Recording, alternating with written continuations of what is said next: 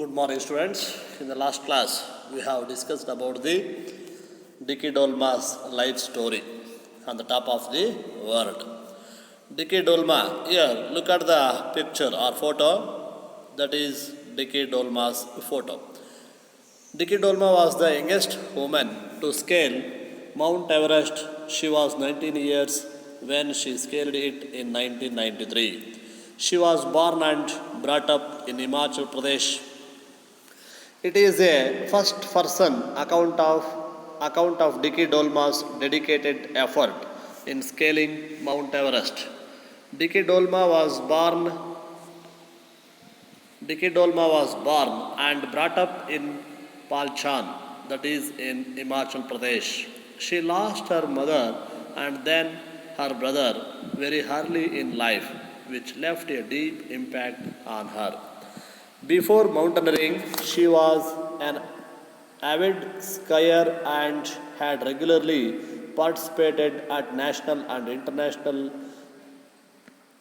love, international leaves or competitions since 1989 and had won many medals.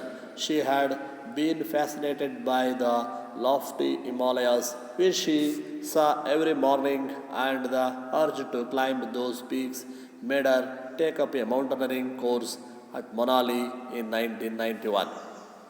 Her declaration and hard work got her A grades as well as a place in All Indian expedition to Mount Everest. She climbed Mount Everest on May 10, 1993 and was then the youngest woman to do that at the age of 19.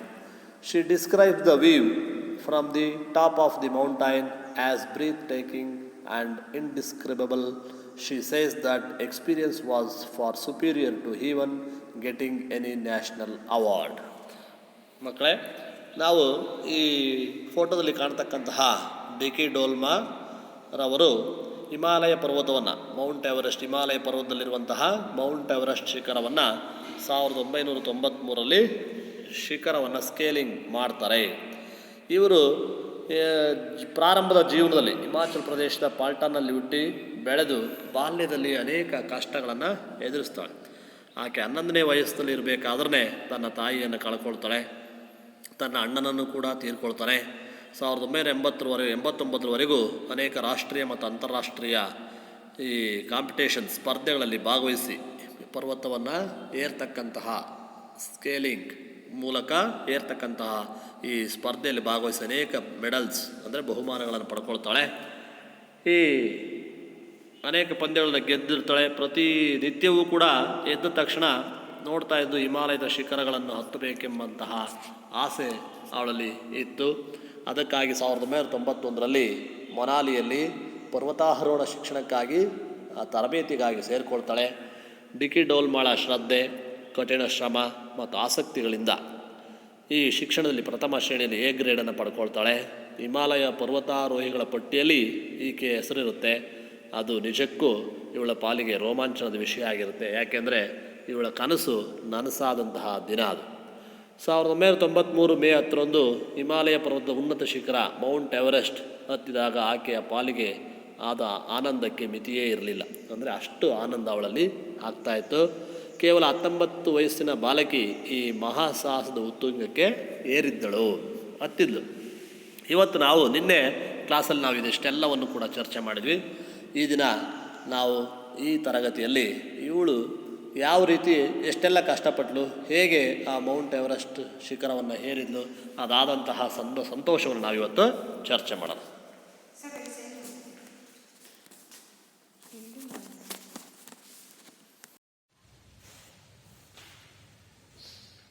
Now I read the lesson on the top of the world. Okay, children, all of you observe carefully. After the completion of the course, I was assured of a place in the team. I climbed Mount Everest on May 10, 1993 and became the youngest woman in the world to have achieved the awesome feat of scaling the world's highest peak. I had just turned 19 and suddenly I had the whole world at my feet, literally. The view from above is something that only an Everest will understand, but perhaps not be able to fully describe. It was much more breathtaking than I could ever have imagined. The entire national and state awards that I have been best out with are nothing compared to the experiences of seeing that view.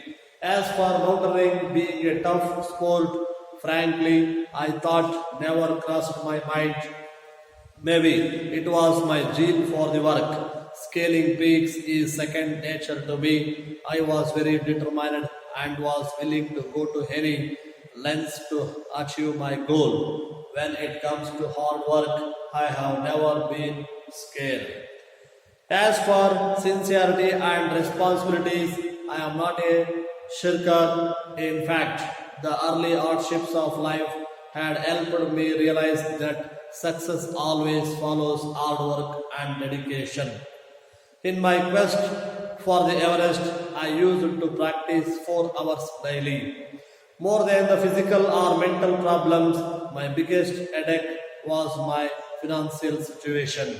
When I was getting ready for the final frontier, my father was bedridden and a lot of money was needed for his treatment. So the family had very little to offer me. We had to take a specific amount with us, which was really big for me, yet I never once considered leaving the spot. Besides mountaineering, I love to listen to music, especially old Hindi film songs. I lost my father a year and a half after scaling the Everest. Currently, I am teaching mountaineering at the institute where I learned the ropes myself. I would like my children to take up adventure sports provided they are willing. Children, I think all of you listen carefully. Now, all of you read the lesson and identify the new words. So many new words are there in these paragraphs. Look up the dictionary for the meaning of those new words or difficult words. After completed your reading, all of you sit together in your groups and answer the questions. Okay, children, now all of you read the lesson carefully and understand the theme of the paragraphs or meanings of the paragraphs. Okay, children, all of you read the lesson.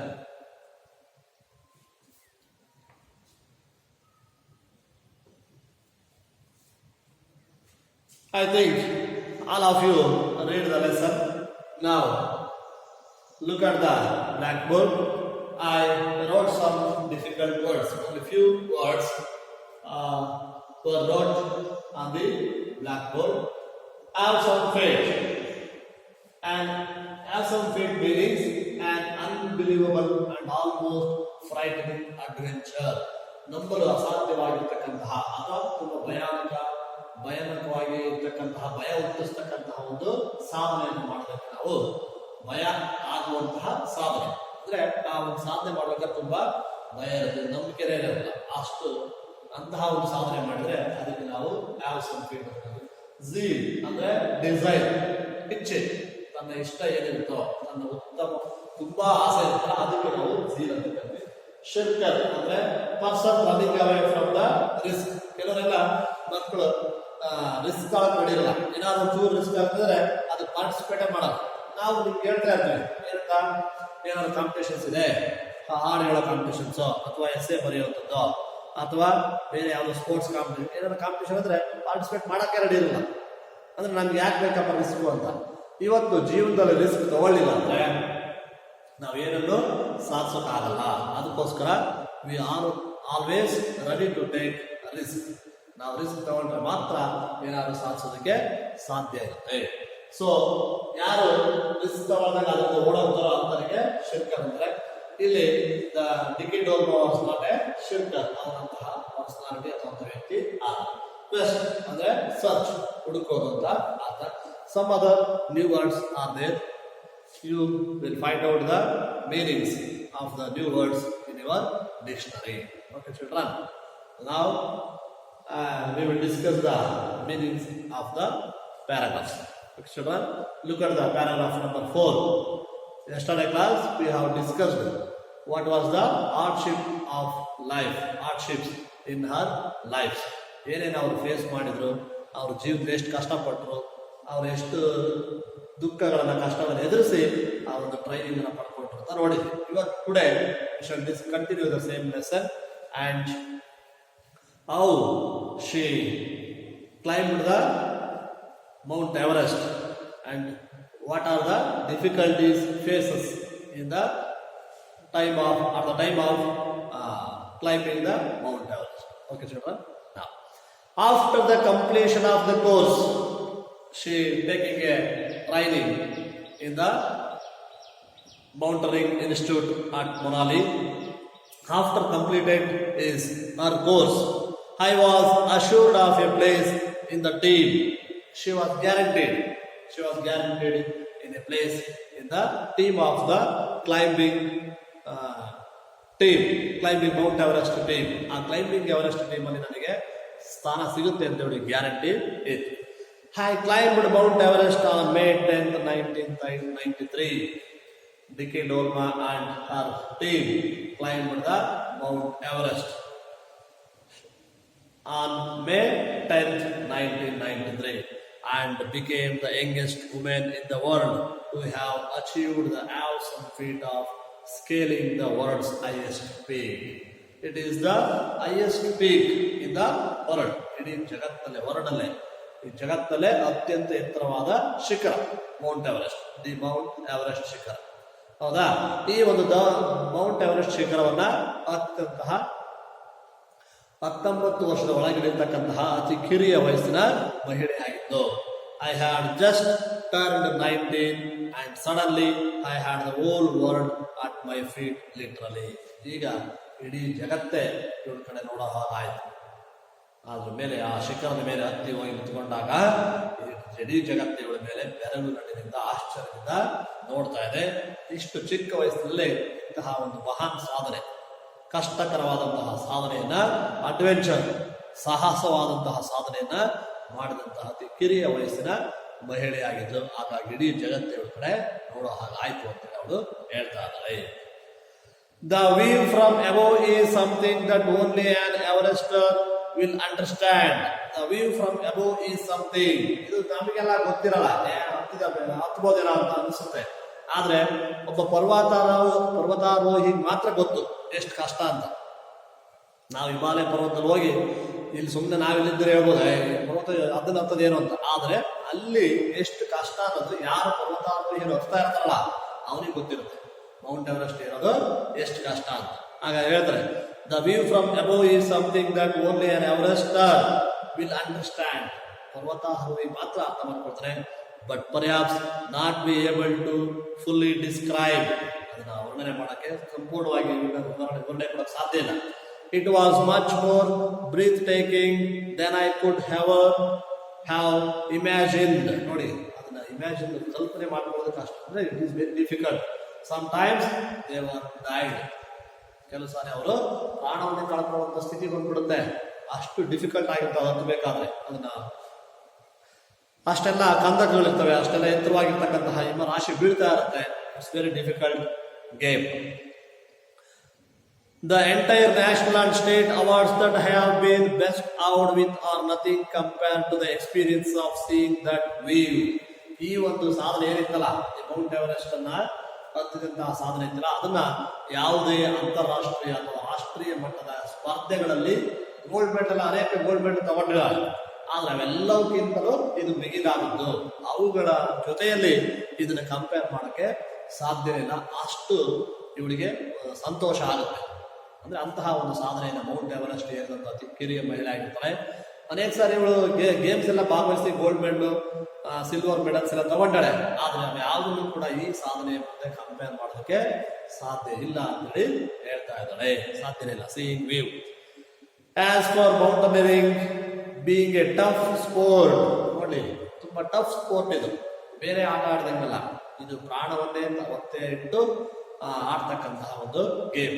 Frankly ಅಂದ್ರೆ ಬಹಳ Frank ಆಗಿ ಹೇಳ್ತಾಳೆ, ಇದು ತುಂಬಾ tough sport ಅಂತ. The thought never cross my mind, ನಿಜವಾಗ್ಲೂ ಇದು tough game. ಆದ್ರೆ ಅಂತಹ ಒಂದು ಟಫ್ ಗೇಮ್, ಟಫ್ ಸ್ಪೋರ್ಟ್ ಅನ್ನೋ ಒಂದು ಸ್ಪೋರ್ಟ್ಸ್ ಅಂತಕ್ಕಂಥ ಸ್ಪೋರ್ಟ್ಸ್ ಇವೆಂಟ್ ಅನ್ನೋ ಒಂದು ಆಲೋಚನೆ ಇವಳು ಮೈಂಡ್ ಯಾವತ್ತೂ ಕೂಡ ಬರಲಿಲ್ಲ. ಅದನ್ನು ಫ್ರಾಂಕ್ ಆಗಿ ಹೇಳ್ತಾಳೆ. May be it was my zeal for the work. ಯಾಕೆ ಆ ರೀತಿ ಬಂದಿಲ್ಲ ಅಂದ್ರೆ ಇವಳಿಗೆ ಅಂತಹ ಒಂದು ಆಸಕ್ತಿ, ಸೀಲ್ ತುಂಬಾ ಇಷ್ಟ ಇದ್ದಾಗ ಅದು ಎಷ್ಟೇ ಕಷ್ಟ ಆಗಲಿ ನಾವು ಅದನ್ನ ಆ ಕೆಲಸವನ್ನು ಮಾಡ್ತೀವಿ. ಇಷ್ಟ ಇಲ್ಲದಿದ್ರೆ ಎಂತ ಸುಲಭವಾದ ಕೆಲಸವನ್ನು ಕೂಡ ನಾವು ಮಾಡಲ್ಲ. ಇವಳಿಗೆ ಯಾಕೆ ಅದು ಕಷ್ಟ ಅನಿಸ್ಲಿಲ್ಲ ಅಂದ್ರೆ ಕಷ್ಟದ ಸ್ಪೋರ್ಟ್ಸ್ ಅಂತಂದ್ರೆ ಇವಳಿಗೆ ಅಷ್ಟು ಹೆಚ್ಚು ಆಸಕ್ತಿ ಇತ್ತು. Scaling peaks is second nature to me. I was very determined and was willing to go to any lengths to achieve my goal. ಇವಳಿಗೆ ಅದೇ ಜೀವ ಬಿಟ್ರೆ ಅದೇ ನೆಕ್ಸ್ಟ್ ಎರಡನೇ ಅಷ್ಟು ಅದ್ರ ಮೇಲೆ ಇರ್ತಕ್ಕಂತಹ ಒಂದು ಪೀಕ್ ಶಿಖರ ಹತ್ತೋದೇ ಎರಡನೇ ಆಸೆ ಆಗಿ ದೊಡ್ಡ ಆಸೆ. ಆದ್ರೆ ಅದಕ್ಕೋಸ್ಕರ ಇವಳು ಎಂದೂ ಕೂಡ ಅದರ ಆಸೆಯನ್ನ ಬಿಡ್ಲಿಲ್ಲ. ಎಷ್ಟೇ ಕಷ್ಟ ಬಂದ್ರು ಕೂಡ ಅದನ್ನ ಎದುರಿಸಬೇಕಕ್ಕೆ ನಡೆಯಿತು. ಎಂತಹ ಕಷ್ಟ ಆದ್ರೂ ಕೂಡ ನನ್ನ ಗುರಿಯನ್ನು ಮುಟ್ಲೇಬೇಕು. ಜೀವನದಲ್ಲಿ ಇವಳ ಗುರಿಯಾಗಿ ಹೇಳಿದ್ರು, ಚಿಕ್ಕ ಬಾಲ್ಯದಿಂದಲೇ ಮೌಂಟ್ ಎವರೆಸ್ಟ್ ಹತ್ತಬೇಕು ಅಂತಕ್ಕಂಥ ಒಂದು ಗುರಿಯನ್ನು ಇಟ್ಕೊಂಡಿದ್ದು. ಹಾಗಾಗಿ ಇಲ್ಲಿ ಇಂತಹ ಒಂದು ಸಾಧನೆಯನ್ನ ಮಾಡಬೇಕು ಅಂತ ಇಚ್ಛೆಯನ್ನು ಇಟ್ಕೊಂಡಂತಹ ಗುರಿ ಇತ್ತಲ್ಲ, ಆ ಗುರಿ ಮುಂದೆ ಆ ಕಷ್ಟ ಏನು ಅನಿಸ್ಲಿಲ್ಲ. When it comes to hard work I have never been scared. ನೋಡಿ ಈ ಸಮಸ್ಯೆ ಹಾರ್ಡ್ ವರ್ಕ್ ಮಾಡಿದ್ರೆ ಎಂತಹ ಸಮಸ್ಯೆ ಬೇಕಾದ್ರೂ ಎದುರಿಸಬಹುದು, ಅದಕ್ಕೆ ಅದರ ಅವಶ್ಯಕತೆ ಇಲ್ಲ. ನೀವ್ಯಾರು ಕಷ್ಟಪಡಲ್ಲ, ಹೌದಾ? ಯಾಕೆ ಎಲ್ಲ SLC ಬಂದ ತಕ್ಷಣ ಕೆಲವರೆಲ್ಲ ಮಕ್ಕಳು ಓದೋದನ್ನೇ ಬಿಟ್ಟು ಶಾಲೆ ಬಿಟ್ಟು ಕೆಲಸಕ್ಕೆ ಹೋಗ್ತಾರೆ. ಯಾಕೆಂದ್ರೆ ಅಯ್ಯೋ ನನ್ನ ಕೈಲಿ ಓದಕ್ಕಾಗಲ್ಲ, ಭಾರಿ ಕಷ್ಟ SLC, ಗಣಿತ ಮ್ಯಾಥ್ಸ್ ತುಂಬಾ ಕಷ್ಟ, ಇಂಗ್ಲಿಷ್ ಕಷ್ಟ. ನಾವು ಆ ಕಷ್ಟ ಅಂತ ಅಂದ್ಕೊಂಡ್ರೆ ಖಂಡಿತ ನಾವೇನು ಸಾಧಿಸಲ್ಲ. ಅದಕ್ಕೋಸ್ಕರ ಯಾವ್ದು ಕಷ್ಟ ಅಲ್ಲ, ನಾವು ಕಷ್ಟಪಟ್ಟು ಓದಿದ್ದೆ ಆದ್ರೆ, ಕಷ್ಟಪಟ್ಟು ಕೆಲಸ ಮಾಡಿದ್ದೆ ಆದ್ರೆ ಅಸಾಧ್ಯವಾದ ಯಾವುದು ಅಲ್ಲ ಅನ್ನೋದಕ್ಕೆ ಇವಳೇ ಉದಾಹರಣೆ. ಹಾಗಾಗಿ ಈ ಒಂದು ಸಾಧನೆಯನ್ನ ಮಾಡೋದಕ್ಕೆ ಅವಳಿಗೆ ಎಂದೂ ಕೂಡ ಕಷ್ಟ ಆಗಲ್ಲ. ಯಾಕೆಂದ್ರೆ ಅವಳು ಹಾರ್ಡ್ ವರ್ಕ್ ಅನ್ನ ಮಾಡಿ, ನೀವು ಅಷ್ಟೇ ಹಾರ್ಡ್ ವರ್ಕ್ ಮಾಡಿದ್ರೆ ಯಾವತ್ತೂ ಕಷ್ಟ ಆಗಲ್ಲ. As for sincerity and responsibilities, sincerity ಮತ್ತು ರೆಸ್ಪಾನ್ಸಿಬಿಲಿಟಿ, ಜವಾಬ್ದಾರಿ ಮತ್ತು ಅವಳಿರ್ತಕ್ಕಂಥ ಒಂದು ಸಿನ್ಸಿಯಾರಿಟಿ ಇತ್ತಲ್ಲ, ಅದು ಶಿಸ್ತು, ಆ ಒಂದು ಡಿಸಿಪ್ಲೀನು, ಸಿನ್ಸಿಯಾರಿಟಿ ಅವಳಲ್ಲಿರ್ತಕ್ಕಂಥ ಒಂದು ವಿಧೇಯತೆ. ಸಿನ್ಸಿಯಾರಿಟಿ ಅಂದ್ರೆ ವಿಧೇಯತೆ. I am not a shirker, she was not a shirker ಅಂದ್ರೆ ಭಯಪಟ್ಟು ಓಡಿ ಹೋಗ್ತಕ್ಕಂಥ, ರಿಸ್ಕ್ ಅನ್ನ ತಗೊಳ್ಳದೆ ಓಡಿ ಹೋಗ್ತಕ್ಕಂತಹ ವ್ಯಕ್ತಿ ಇವಳಾಗಿಲ್ಲ. In fact the early hardships of life had helped me realise that success always follows hard work and dedication. ಇವಳಿಗೆ ಗೊತ್ತಿತ್ತು, ಜೀವನದಲ್ಲಿ ಕಷ್ಟ ಎದುರಿಸಿದ್ದು, 11 ವರ್ಷದ ಬಾಲಕಿಯಿಂದಾಗಲೇ ಅನೇಕ ಕಷ್ಟವನ್ನು ಎದುರಿಸಿದ್ದು. ಹಾಗಾಗಿ ಆ ಕಷ್ಟದ ಮುಂದೆ ಈ ಕಷ್ಟ ದೊಡ್ಡದಲ್ಲ ಅವಳಿಗೆ. ಹಾಗಾಗಿ ಅವಳಿಗೆ ಗೊತ್ತಿತ್ತು ಕಷ್ಟಪಟ್ಟರೆ ಸಕ್ಸಸ್ ಆಗೋದು ಸಾಧ್ಯ, ಕಷ್ಟಪಡೋದು ಸಾಧ್ಯ ಇಲ್ಲ ಅನ್ನೋದು ಗೊತ್ತಿತ್ತು. ಹಾಗೆ ಡೆಡಿಕೇಶನ್, ಶ್ರದ್ಧೆ. ನೋಡಿ ಡೆಡಿಕೇಶನ್ ಅಂದ್ರೆ ಅದನ್ನ ಶ್ರದ್ಧೆಯನ್ನು ತೋರಿಸ್ಬೇಕು. ಆ ಶ್ರದ್ಧೆ ಇದ್ರೆ ಅಥವಾ ತೊಡಗಿಸ್ಕೋಬೇಕು, ಶ್ರದ್ಧಾಪೂರ್ವಕವಾಗಿ ತೊಡಗಿಸ್ಕೊಂಡ್ರೆ ಮಾತ್ರ ಸಾಧ್ಯ ಅಂತ ಗೊತ್ತಿತ್ತು. ಹಾರ್ಡ್ ವರ್ಕ್ ಅಂಡ್ ಡೆಡಿಕೇಶನ್ ಇದಿದ್ರೆ ಎಂತಹ ಒಂದು ಕಷ್ಟದ ಕೆಲಸ ಆದ್ರೂ ಮಾಡ್ಬೋದು ಅನ್ನೋದು ಅವಳಿಗೆ ಗೊತ್ತಿತ್ತು. In my quest for the Everest I used to practise 4 hours daily. ನೋಡಿ 4 hours ಇದನ್ನ ಅವಳು ಕಂಡುಕೊಳ್ಳೋದಕ್ಕೆ ಪ್ರತಿ ದಿವಸ 4 ಗಂಟೆ ಅವಳು ಪರ್ವತಾರೋಹಣ ಮಾಡ್ತಕ್ಕಂಥದ್ದು 4 hours ಡೈಲಿ ಪ್ರಾಕ್ಟೀಸ್ ಮಾಡ್ತಾ ಇದ್ದರು. ಅದೇ ಹಾರ್ಡ್ ವರ್ಕ್. ನೀವು 4 ಗಂಟೆ ಓದ್ಬಿಟ್ರೆ ಡಿಸ್ಟಿಂಕ್ಷನ್ ಬರ್ಬೋದು ನೋಡಪ್ಪ, ಹೌದಾ? ಹಾಗೆ ಕಷ್ಟಪಟ್ಟು ಹೋದ್ರೆ ಖಂಡಿತ ಡಿಸ್ಟಿಂಕ್ಷನ್ ಬರ್ಬೋದು. ಇವಳು ಹೇಗೆ 4 ಗಂಟೆ ವರ್ಕ್ ಮಾಡಿಲ್ಲ, ನೀವು ವರ್ಕ್ ಮಾಡಿ ಸಾಕು, ಓದ್ಬಿಟ್ರೆ ದಿವಸಕ್ಕೆ 4 ಗಂಟೆ 5th ಕ್ಲಾಸಾಗಿ ಡಿಸ್ಟಿಂಕ್ಷನ್ ಬರ್ಬೋದು. ಹಾಗಾಗಿ ಕಷ್ಟಪಟ್ಟು ಓದಿದ್ರೆ ಅವಳು ಸಾಧನೆ ಮಾಡ್ಬೋದು. More than the physical R mental problems my biggest headache was my financial situation. ಇವಳಿಗೆ ಈ ಆರೋಗ್ಯ ಸಮಸ್ಯೆ ಆಗಲಿ, ದೈಹಿಕ ಸಮಸ್ಯೆ ಆಗಲಿ, ಮಾನಸಿಕ ಸಮಸ್ಯೆ ಆಗಲಿ ಇರಲಿಲ್ಲ. ಅವೆಲ್ಲದಕ್ಕಿಂತ ಹೆಚ್ಚಾಗಿ ಫೈನಾನ್ಸಿಯಲ್ ಪ್ರಾಬ್ಲಮ್ ಇತ್ತು, ಹಣಕಾಸಿನ ತೊಂದರೆ ಇತ್ತು. ಮೊದಲೇ ಮಿಡ್ಲ್ ಕ್ಲಾಸಲ್ಲಿ ಹುಟ್ಟಿರ್ತಕ್ಕಂತಹ ಹುಡುಗಿ, ಜೊತೆಗೆ ಆ ಸಮಯದಲ್ಲಿ ಮತ್ತಷ್ಟು ಅವ್ರ ತಂದೆ ಇಲ್ಲ, ಅವ್ರ ತಾಯಿ ಇರಲಿಲ್ಲ, ಅವ್ರ ಅಣ್ಣನೂ ಇರಲಿಲ್ಲ. ಆಗ ಮತ್ತಷ್ಟು ಫ್ಯಾಮಿಲಿಯಲ್ಲಿ ಕಷ್ಟ ಇತ್ತು. ಏನಾಗುತ್ತೆ ನೋಡಿ, when I was getting ready for the final frontier, my father was bedridden and a lot of money was needed for his treatment. Oh, it was very sad because our father was bedridden. ಅವರ ತಂದೆ ಇವಳು ಏನು final selection ಆಗಿ ಆ ಪರ್ವತಾರೋಹಣ ಏರೋದಕ್ಕೆ ಹೋಗುವಂತ ಸಮಯದಲ್ಲೇ ಹಾಸಿಗೆ ಬಿಡ್ತಾರೆ, ಕಾಯಿಲೆ ಬಿಟ್ಬಿಡ್ತಾರೆ.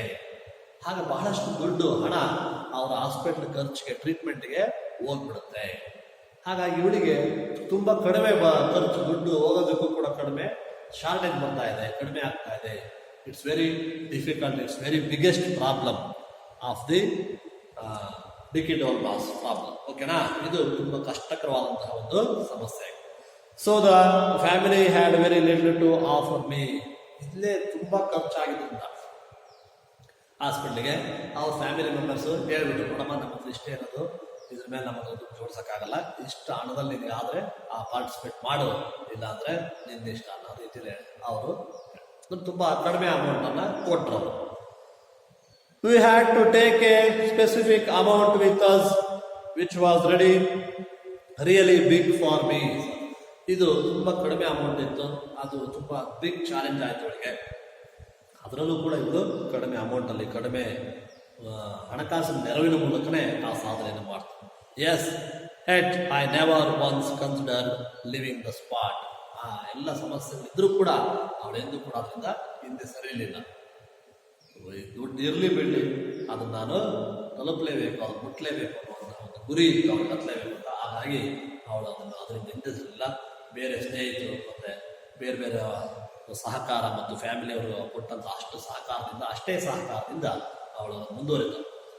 Besides mountaineering, I love to listen to music. ಇವಳಿಗೆ ಮತ್ತೆ ಬೇರೆ ಹಾಬೀಸ್, ಹವ್ಯಾಸಗಳಿತ್ತು. ಈ ಮೌಂಟನರಿಂಗ್ ಅಂತಂದ್ರೆ ಆ ಪರ್ವತವನ್ನು ಹತ್ತೋದು ಬಿಟ್ರೆ ಇವಳು ಮ್ಯೂಸಿಕ್ ಅನ್ನ, ಸಂಗೀತವನ್ನು ಕೇಳಿಸೋದು, ಅದರಲ್ಲೂ ಓಲ್ಡ್ ಹಿಂದಿ ಸಾಂಗ್ಸ್, ಹಳೆಯ ಹಿಂದಿ ಹಾಡುಗಳನ್ನ ಕೇಳೋದು ತುಂಬಾ ಆಸಕ್ತಿ.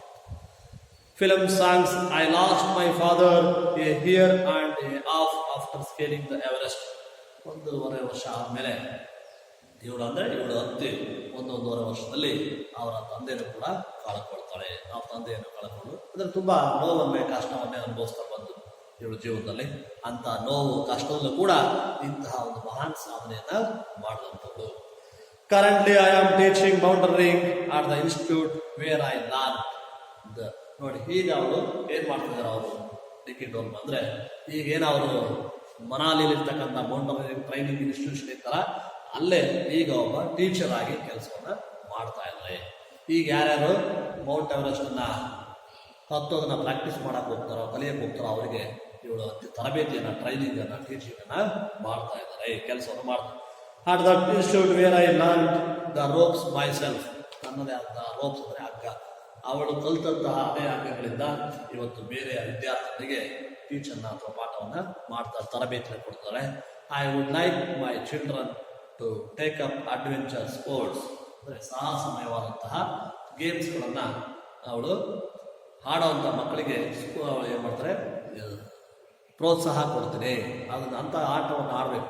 ಸುಮ್ಮನೆ ಅಡ್ವೆಂಚರ್ ಸಾಧನೆ ಇದ್ದಿರ್ತಾರೆ, ಈ ಬೆಟ್ಟ ಹತ್ತೋದು, ಆಮೇಲೆ ಪರ್ವತಾರೋಹಣ ಮಾಡ್ತಕ್ಕಂಥದ್ದು, ಹೌದಾ, ಇಂಥವೆಲ್ಲ ಒಂದು ಸ್ವಲ್ಪ ಡಿಫಿಕಲ್ಟ್ ಇರ್ತಕ್ಕಂಥ ಗೇಮ್ಸ್, ಅವುಗಳನ್ನ ಯಾರು ಮಾಡ್ತಾರೆ. ಆಮೇಲೆ ಈ ಜಿಮ್ನಾಸ್ಟಿಕ್, ಅದು ಸುಮ್ಮನೆ ಕಷ್ಟ, ತುಂಬಾ ಡಿಫಿಕಲ್ಟ್ ಕೆಲಸ, ಆಟಗಳು, ಅಂಥವುಗಳನ್ನು ಆಡೋದಕ್ಕೆ ನಾನು ಯಾವಾಗಲೂ ಸಪೋರ್ಟ್ ಮಾಡ್ತೀನಿ ಅಥವಾ ಪ್ರೋತ್ಸಾಹ ಕೊಡ್ತೀನಿ.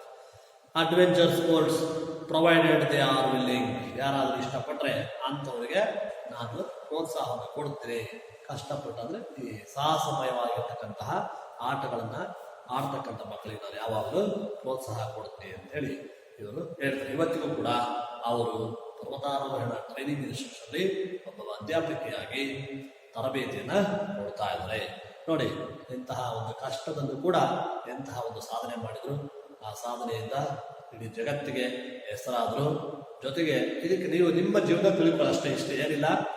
Determination, hard work and dedication, ಇವು 3 ಇದ್ರೆ ಎಂತಹ ಒಂದು ಸಾಧನೆ ಬೇಕಾದ್ರೂ ಮಾಡ್ಬೋದು. ನಿಮ್ಮ ಜೀವನದಲ್ಲಿ ಈ ಲೆಸನ್ ರೀಡ್ ಮಾಡಿದ್ರೆ ಈ 3 ಗುಣಗಳನ್ನು ನೀವು ಬೆಳೆಸ್ಕೊಂಡ್ರೆ ಸಾರ್ಥಕ ಆಗುತ್ತೆ.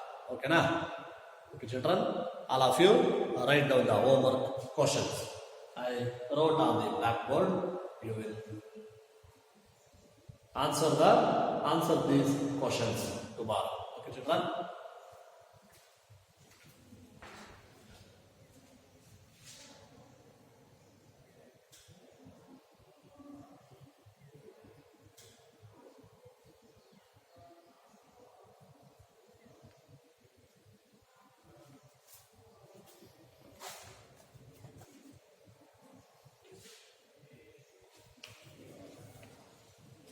Write down the question and answer this question tomorrow.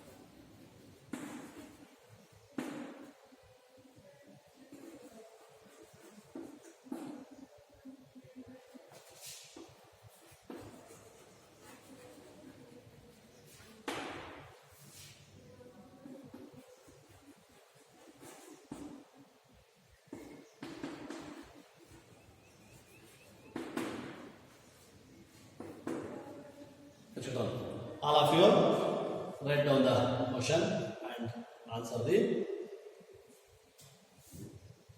following question. Another question is,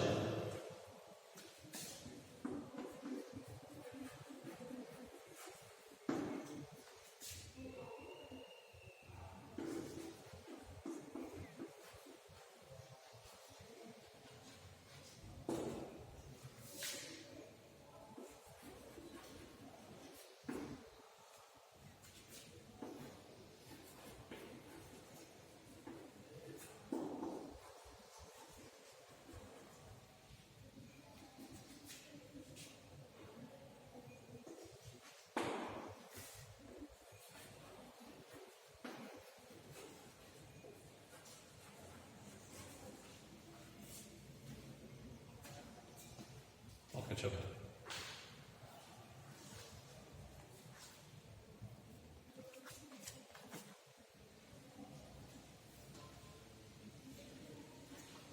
I think all of you write down the two questions. Tomorrow we will write the answer for these two questions compulsory. Okay, children? Any doubts? Okay. Now I close this session. Thank you.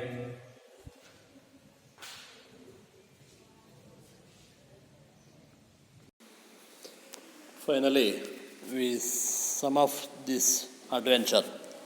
Okay, children. She felt that even though mountaineering was tough, she was able to do it because of her zeal and dedication and willingness to go to any lengths to achieve her goal. She practiced 4 hours daily in order to succeed in her climb. The highest problem she faced was her financial situation. Her father's illness resulted in a lot of expenditure and she had to take a specific amount with her on the expedition, which was tough to manage, but she never quit. Sadly, she lost her father 1.5 years after her achievement. Her other hobbies include listening to music, especially old Hindi film songs. She is currently teaching mountaineering at the institute where she had learned climbing and ropes that her children will take up adventure sports if they are so inclined. ಮಕ್ಕಳೇ, ಇವರಿಗೆ ನಾವು ಈಗಾಗಲೇ ನೋಡಿದ್ವಿ, ಹೌದಾ? Homework questions ಕೂಡ ಬರ್ಕೊಂಡಿದ್ರಾ? ಈಗ ಇದನ್ನು ಕೊನೆಗೆ ಒಂಚೂರು ಸಮ್ಮಪ್ ಮಾಡೋದಾದ್ರೆ ಲಾಸ್ಟಿಗೆ ಏನು ಮಾಡ್ಬೋದಪ್ಪ ಅಂದರೆ ಇವತ್ತಿನ ತರಗತಿಗೆ ಸಂಬಂಧಪಟ್ಟಂಗೆ ಇದು ಕಷ್ಟ ಅಂತ ಗೊತ್ತಿದ್ರೂ ಕೂಡ ಅದನ್ನು ತಗೊಂಡು ಈ ಒಂದು ಮಹಾನ್ ಸಾಧನೆಯನ್ನು ಮಾಡ್ತಾರೆ. ಈ ಏರಬೇಕಾದಂಥ ಸಂದರ್ಭದಲ್ಲಿ ಏನೇನು ಕಷ್ಟ ಇದ್ದರೂ ಎದುರಿಸಿರುತ್ತೆ ಗೊತ್ತಾ. ಡಿಕ್ಕಿ ಡೋಲ್ಮಾ ತಾನು ಮೌಂಟ್ ಎವರೆಸ್ಟ್ ಶಿಖರವನ್ನು ಏರಿದಾಗ ಆ ಆನಂದ ಆಯ್ತಲ್ಲ, ಅದೆಲ್ಲದೂ ಕೂಡ ಈ ಪುರಸ್ಕಾರಗಳಿಗಿಂತ ಬಹುಮಾನಗಳಿಗಿಂತ ದೊಡ್ಡದು. ಪರ್ವತಾರೋಹಣ ಸುಲಭ ಸಾಧ್ಯವಾದಲ್ಲ, ಕಷ್ಟ ಸಾಧ್ಯವಾದ ಈ ಕೆಲಸವನ್ನು ಆಕೆಯ ಪರಿಶ್ರಮ, ಶ್ರದ್ಧೆ, ಆಸಕ್ತಿಗಳಿಂದ ಸಾಧಿಸಲು. ಅದು ಕಷ್ಟ ಅಂತ ಗೊತ್ತಿತ್ತು, ಆದರೆ ಜೀವನದಲ್ಲಿ ಅವಳು ಎದುರಿಸಿದ ಕಷ್ಟಗಳಿಗಿಂತಿದ್ದು ಅಸಾಧ್ಯವೇನಲ್ಲ ಅಂಥೇಳಿ ಅದನ್ನು ಅವಳು ಈ ಗುರಿ ಸಾಧನೆಗಾಗಿ ತನ್ನನ್ನು ತಾನು ಹೀಗೆ ಅರ್ಪಿಸ್ಕೊಂಡ್ಳು. ಡೆಡಿಕೇಶನ್ ಅಂದರೆ ತನ್ನನ್ನೇ ತಾನು ಅರ್ಪಿಸ್ಕೊಂಡ್ರೆ ಮಾತ್ರ ಸಾಧ್ಯ. ಈಗ ವಿವರಿಸ್ತಾರೆ. ಅಂದರೆ ತನ್ನನ್ನೇ ತಾನು ಅರ್ಪಿಸ್ಕೊಂಡೆ ಅನ್ನೋದನ್ನು ಅವರ ಮಾತಲ್ಲೇ ವಿವರಣೆಯನ್ನು ಕೊಟ್ಟಿದ್ದಾರೆ. ಈ ಗುರಿ ತಲುಪಲು ಪ್ರತಿನಿತ್ಯವೂ ಹಲವಾರು ವರ್ಷಗಳ ಕಾಲ ಸತತ ಅಭ್ಯಾಸ ಮಾಡಿದಳು. ಹಲವಾರು ವರ್ಷಗಳ ಕಾಲ ಪ್ರತಿನಿತ್ಯ 4 ಗಂಟೆಗಳವರೆಗೂ ಅಭ್ಯಾಸವನ್ನು ಮಾಡಿದ್ಲು. ಹಾಗಾಗಿ ಈ ಸಾಧನೆಯನ್ನು ಮಾಡೋಕ್ಕೆ ಸಾಧ್ಯ ಆಯಿತು ಅಂತ ಅವರು ತಮ್ಮ ಸಾಧನೆಯ ಬಗ್ಗೆ ಹೇಳ್ಕೊಂಡಿದ್ದಾರೆ, ಹೇಗೆ ಸಾಧ್ಯ ಆಯಿತು ಅಂತ.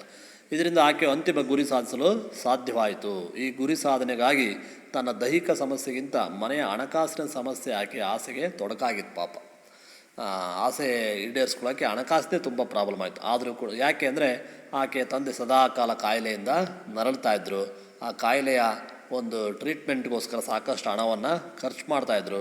ಬಡತನ ಕೂಡ, ಈ ಬಡತನ ಇದ್ದರೂ ಕೂಡ ಆ ಪರ್ವತಾರೋಹಣಕ್ಕೆ ಬೇಕಾದ ಈ ಹಣ ಹೊಂದಿಸೋದು ಕಷ್ಟ ಆಗಿತ್ತು. ಆದರೂ ಕೂಡ ಅದರಲ್ಲೇ ಅವರು ಎಷ್ಟು ಸಾಧ್ಯ ಆಗುತ್ತೋ ಅಷ್ಟು ಹಣವನ್ನು ಹೊಂದಿಸ್ಕೊಂಡು ಆ ಒಂದು ಸಾಧನೆಯನ್ನು ಮಾಡ್ತಾರೆ. ಈ ಎಲ್ಲ ಕಷ್ಟಗಳನ್ನು ಎದುರಿಸಿ ಡಿಕ್ಕಿ ಡೋಲ್ಮಾಳು ಎವರೆಸ್ಟ್ ಶಿಖರವನ್ನು ಹತ್ತುತ್ತಾಳೆ. ಆಕೆಯ ಈ ಸಾಧನೆ ಮಾಡಿದಂತಹ 1.5 ವರ್ಷದಲ್ಲಿ ಆಕೆಯ ತಂದೆಯೂ ಕೂಡ ತೀರ್ಕೊಳ್ತಾರೆ. ಡಿಕ್ಕಿ ಡೋಲ್ಮಾಳು ಪರ್ವತಾರೋಹಣದ ಜೊತೆಗೆ ಸಂಗೀತ ಕೇಳುವ ಹವ್ಯಾಸ ಇರುತ್ತೆ. ಅದರಲ್ಲಿ ಹಳೆಯ ಹಿಂದಿ ಹಾಡುಗಳನ್ನು ತುಂಬ ಇಷ್ಟ. ಮನಾಲಿಯ ಪರ್ವತಾರೋಹಣ ಶಿಕ್ಷಣ ಸಂಸ್ಥೆಯಲ್ಲಿ ಇವತ್ತು ತರಬೇತುದಾರರಾಗಿ ಅಧ್ಯಾಪಿಕೆಯಾಗಿ ಕೆಲಸವನ್ನು ಕೂಡ ಕಾರ್ಯನಿರ್ವಹಿಸ್ತಿದ್ದಾರೆ. ಸಾಹಸಮಯ ಕ್ರೀಡೆಗಳು ಹಾಗೂ ಸಾಹಸದ ಹವ್ಯಾಸಗಳನ್ನು ಮಕ್ಕಳು ಬೆಳೆಸಿಕೊಳ್ಳಲು ಸ್ಫೂರ್ತಿಯನ್ನು ತುಂಬುತ್ತಾ ಇದ್ದಾರೆ. ಇವರು ಸ್ಫೂರ್ತಿ ಕೊಡ್ತಾರೆ ಮಕ್ಕಳಿಗೆ. ಈ ಸಾಧನೆ ಅನೇಕ ಕಿರಿಯ ವಯಸ್ಸಿನ ಮಕ್ಕಳು ಹಾಗೂ ಯುವಕರಿಗೆ ಮಾರ್ಗದರ್ಶನವಾಗಿದೆ. ಇವರು ಸಾಧನೆಯೇ ಒಂದು ಆಧಾರವಾಗಿಟ್ಕೊಂಡು ಅವರು ಇವತ್ತು ಅನೇಕ ಮಕ್ಕಳು ಚಿಕ್ಕ ವಯಸ್ಸಿನವರು ಇಂತಹ ಒಂದು ಸಾಹಸಮಯವಾದಂತಹ ಆಟಗಳಲ್ಲಿ, ಕೆಲಸಗಳಲ್ಲಿ ತೊಡಗಿಕೊಂಡಿದ್ದಾರೆ. ನೀವು ಕೂಡ ಇಂಥ ಒಂದು ಸಾಹಸಮಯವಾಗಿರ್ತಕ್ಕಂಥ ಸಾಧನೆಗಳನ್ನು ಮಾಡಲಿ ಅಂತೇಳಿ ನಾನು ಆಶಿಸ್ತಾ ಇದ್ದೀನಿ.